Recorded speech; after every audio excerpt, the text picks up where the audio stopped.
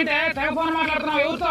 మా పెళ్ళైన ఆడవాళ్ళంతా సంఘం ఏర్పాటు చేసుకున్నాం. అబ్బో, సంఘం పేరేంటో? జాయిపడ్డ ఆడవాళ్ళ సంఘం. మరి మీ సంఘం కోరికలేంటో? మేము ఇంటి పని కష్టపడి చేస్తున్నాంగా, మాకు కూడా జీతం కావాలి. ఎంత?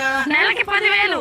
ఇంకా మీరు సంపాదించే డబ్బు మొత్తం మా చేతిలోనే పెట్టాలి. మీకేమైనా అవసరం అయితే కారణం అని చెప్పి 5వ పదో తీసుకెళ్ళాలి. ఇంకో విషయం ఏంటంటే ఇంటి పని ఒకరోజు మేము చేస్తే ఇంకో రోజు మీరు చేయాలి. ఇంకో ముఖ్యమైన విషయం ఏంటంటే మీ అమ్మో నాయన అక్కో చెల్లి అంటే ఎవరికైనా రూపాయి ఇచ్చామంటే ఆ సంఘం వాళ్ళని పిలిచి మొక్కలు వేసి కుమ్మిచ్చేస్తా.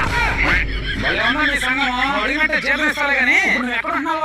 ఇంట్లో మనది కాదు, నాది. ఆ ఇంట్లో నువ్వు ఉంటున్నావు అనుకో, నెలకు 3,000 రెంట్ కట్టాలి.